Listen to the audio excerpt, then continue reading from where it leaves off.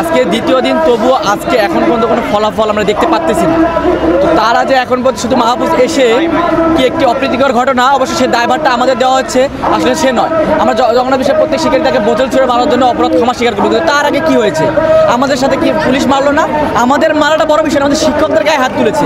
একদম proctorial body, একটা proctor স্যারকে মারা হয়েছে, আমাদের ইংলিশ ডিপার্টমেন্ট নাসির স্যারকে মারা হয়েছে। এটা কি?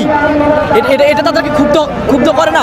সে এসে কীভাবে এখন ভিসি স্যারকে 6 ঘন্টা বসে রেখেছে, তারপরে তার ভিসি স্যারকে থ্রেট দেয় যে আপনাদের এই আজকের অপ্রীতিকর ঘটনার জন্য আপনারাই দায়ী, শিক্ষকরা দায়ী। এটা কী বোঝাচ্ছে? একজন ভিসি স্যারকে থ্রেট দিচ্ছে যে আমরা যদি না শুনে যাই এখানে, তাহলে তাদেরকে তার করার কিছু নেই, তারা আমাদের উপর জোরপূর্বক সে অত্যাচার করবে। কিন্তু পরবর্তী আমাদের যে ঘোষণার উপর সে পোল্টিবাজের মতো আচরণ করে সে তার জিনিসটাকে তুলে নেয়। ডিএমপি কর্তৃক থেকে ঘোষণা আসে যে আমাদের উপর কোনো অত্যাচার আসবে না, কিন্তু এখন পর্যন্ত তারা এই অত্যাচার, নিপীড়িত এগুলোর ভেতরে রয়েছে, কোনো সমস্যার সমাধানে আসতেছে না। যতক্ষণ পর্যন্ত তারা সমস্যার সমাধানে আসবে না, এই কর্মসূচি এই যমুনা পর্যন্তই থাকবে।